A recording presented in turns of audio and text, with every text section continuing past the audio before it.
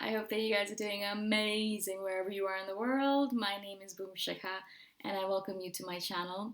As always, I'm so grateful that you guys are listening, subscribing, and commenting. I appreciate the support. And of course, if you guys want to support me further, you can go to my Ko-fi link. The link is in the description below. As you guys can see, I still have a black eye. How long do these things take to go away? I have no idea. This is my first time dealing with it, really. So basically, a couple of you have been asking me what happened, and so I wanted to share the story. It's not very exciting. I didn't get into a fight with a type punk guy here, and save the lives of everyone around me. I wish that was the case. I wish I was brave enough to do those kind of things, but I'm not. Also, I don't get into fights. No one fights with me. No one wants to fight with me. I don't know. Physically, like they look at me, they're like, yeah, no, that's not gonna be fun. Anyways, so I got a dengue fever virus like thing. I don't know if it was dengue fever or something similar. And so obviously I got extremely dehydrated from the fever, from the sweating, from the vomiting, and I didn't realize I was dehydrated, obviously, because I'm completely out of it, and I was so in just in my head and just like completely oblivious. And so I was so dehydrated that when I went to go get something to drink, I was in the kitchen or in the bathroom. I don't remember where exactly it happened. And then a second later or 10 minutes later, whatever it was, I woke up on the ground. And obviously, I'd hit my head, and my chin. So something happened while I fell. And then I tried to get up again. And of course, because I was still dehydrated, I fell again and I fainted again. So I fainted twice and I hit, I think, the same spot twice, anyways. So yeah, I hit my head, and obviously now I have a black eye, and now I feel like my one of my eyes is smaller than the other, but who knows what's going on. In any case, I think I'm fine. Hopefully I'm fine. I'm hopefully not bleeding internally or anything. I think I am fine anyways. But I'm grateful for your support, and thank you for sending me all those good vibes and joy and all that stuff. In this video, I wanted to speak to you guys about crying. When I went through that incident, when I fainted, and then I could not move, and I was so exhausted, and I was so tired. And of course, one of the main things that I was thinking was like, I wish I was at home so my mother could take care of me, or someone, my family could be there for me. So that was one of the things that was a little bit hard. I was here by myself. I have friends here, obviously, but I felt really uncomfortable, as you guys might be able to say, like for yourself as well as an INFJ, to ask for help, to ask someone, be like, can you take care of me? I feel all alone, and I wish that there was someone around me.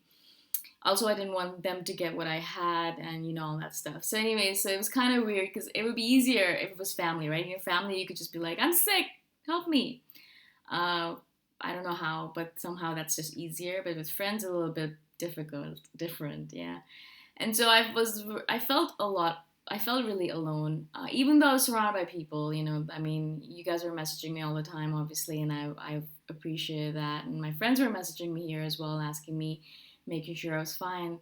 But to be able to reach out and be able to say, oh yeah, I'm not fine, help me, it was a little bit difficult. I did end up asking a friend of mine to help me, and she did. And of course, she never even not even for a second hesitated. So I don't know, it was just my own barriers that I had created within myself. But because of the fact that I felt lonely and alone and sick and just exhausted and not myself, I cried a lot during my illness. Just like I would just be laying there, and like tears would just pop up into my eyes, or like I would just be like, oh, my face is wet. What the hell?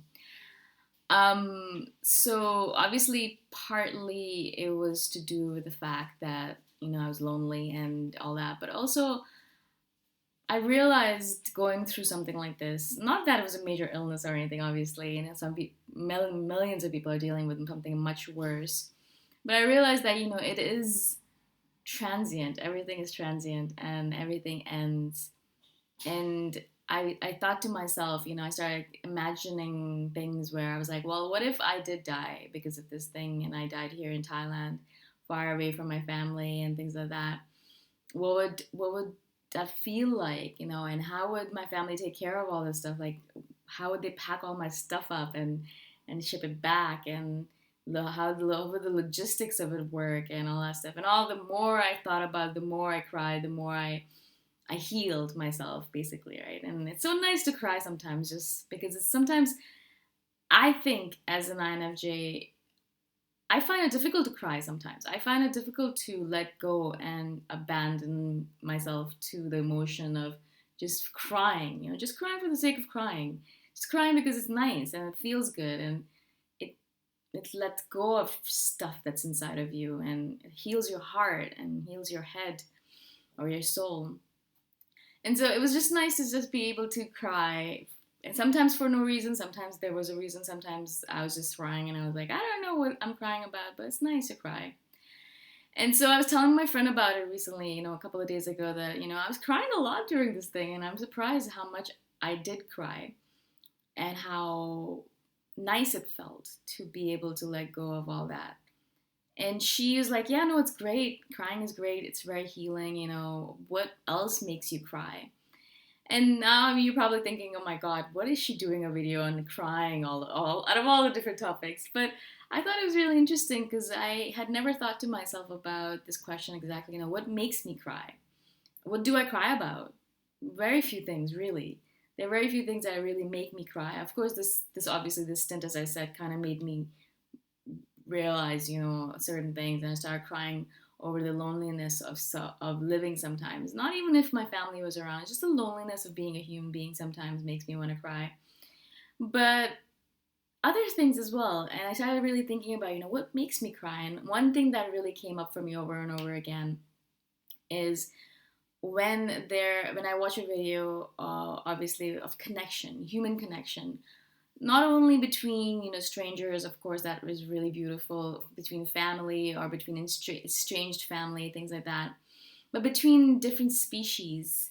I recently watched this video between Sir David Attenborough and him kind of meeting a new baby, or a 3 or 4 month old baby rhino. And he was like crawling, or he's on his knees, and like the baby rhino's there, and the connection that I saw between this sentient being, but we consider them, it's just a rhino. You're like, well, it's just a rhino, and a human, and you think, oh, there can't be a connection between the two, but they were the intelligence and the consciousness, the awareness that I saw in that baby rhino's eyes, the glittering intelligence that was reflected in them, and the connection that the two beings had between them, despite being from completely different opposite ends of the realm. It just made me cry, guys. And it just really, I sat there and I literally had tears in my eyes, and I couldn't help myself. I was just so grateful all of a sudden to live in a world where there are all these amazing, beautiful creatures who are all just literally wanting the same thing, which is to dream and to live and to laugh and to love, and that's it. Even if they're human or not, I think it's basically the same. Every being just wants to do exactly the same thing, really. And so that really just makes me tear up, and just the connection, it just makes me so happy and also so sad at the same time, considering what we're doing to the earth and how we're kind of basically killing off a lot of these beautiful creatures. But still, it's just so powerful and so beautiful. And so I just wanted to share it with you guys, saying that, maybe think about for yourself as well, what makes you cry, and why do you think that makes you cry, and is it possible for you to cry more? I know that that's something maybe you're thinking, oh man, she's losing her mind. But I really felt so happy and so cleansed after my stint of crying on my own. And don't think of it as a sad thing. I wasn't crying by myself in the corner and bawling and thinking that I'm all alone. It was a really cleansing sort of crying, a very spiritual cleansing sort of crying. And that's why I wanted to share it with you, even though it's a little bit embarrassing. But I just sat there and I cried, and I felt so happy after that. I just really wanted to share it with you, that maybe sometimes it's a good thing, to make a list of things that make you cry, and maybe sit down and cry once in a while and just let it all go, let it all out, and just experience that really beautiful emotion of sadness and nostalgia and whatever that emotion that means to you, to just feel it and to really, really feel it in your body, and let it just permeate your soul, and just be so grateful that you are able to experience these emotions. That you're not a psychopath, that you have the capability of sitting here and crying and being with this emotion, this beautiful emotion of humanity, right? And so I thought I'd share this with you guys. Again, there's no message here really. I just wanted to share with you the fact that we live in this beautiful world and we have the capacity to feel. It just feels so beautiful sometimes to just to feel these emotions that we are able to feel. I'd love to hear from you guys. Let me know what makes you cry, and by commenting below, or if you have any questions, obviously message and comment below as well. And of course, if you want to support me further, you can do that by going to my Ko-fi link. The link is in the description below. Thank you so much for watching. I shall see you guys the next time around. Bye for now.